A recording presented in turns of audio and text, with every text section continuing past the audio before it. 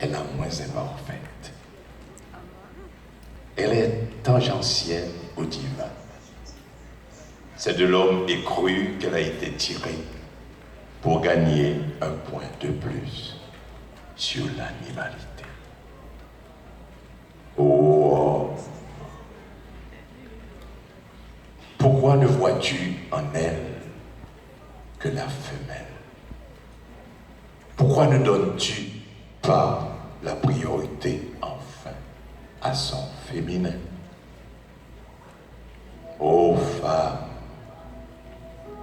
pourquoi ne veux-tu voir en moi qu'un animal, alors que tu devrais m'aider à être plus humain dans mon masculin?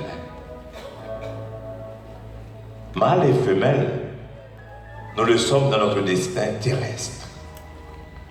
Nous sortons de la poussière et nous y retournerons. Masculin et féminin, nous le sommes dans notre destin céleste. Nous sortons de l'esprit et nous y retournerons. Ô homme, mâle et masculin, qui se croit être maître des destins, prédateur inné, protecteur dévoué, qui aime donner plus que se donner. Quand cesseras-tu de confondre ton mâle avec ton masculin? Et quand comprendras-tu enfin que masculin et féminin sont un vin de même cru dans deux différents fûts? Et toi, femme, femelle et féminin, qui se croit être victime du destin, accusée d'être à tort la cause de notre sort d'ange nu, d'immortel déchu. Tu confonds, tu piétines ton féminin pour me ressembler et exhibe ta femelle pour me ressembler et piétine ton féminin. Sache que féminin est une mélodie de ton être sur ton clavier à voir, saveur du contenu de fruits contenant. L'homme se dit fort et te veut faible parce qu'il te donne quand tu te donnes. Tes erreurs sont pour lui des fautes et ses fautes sont pour lui des erreurs. Ta fragilité est le label de ta préciosité. Ta délicatesse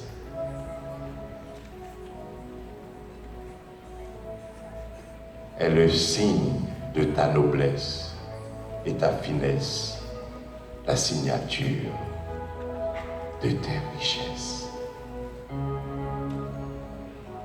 La fidélité chez l'homme est une lutte qui défie sa naturelle infidélité. L'infidélité chez la femme est une chute qui trahit sa naturelle fidélité. L'ovule dans sa spécificité et les spermatozoïdes dans leur multiplicité signent l'évidence de ce dualisme contrasté dans nos sens et notre essence. Que l'homme ne se réjouisse pas de cette largesse, c'est un signe de sa faiblesse. Et que la femme ne se révolte pas de cette traîtresse, c'est un signe de sa noblesse. La volupté est au corps ce que l'extase est à l'âme. La volupté prend naissance dans l'insens et se nourrit de plaisir et d'interdit jusqu'à la servitude. L'extase prend naissance dans les sens et se nourrit de joie et d'inédit jusqu'à la plénitude.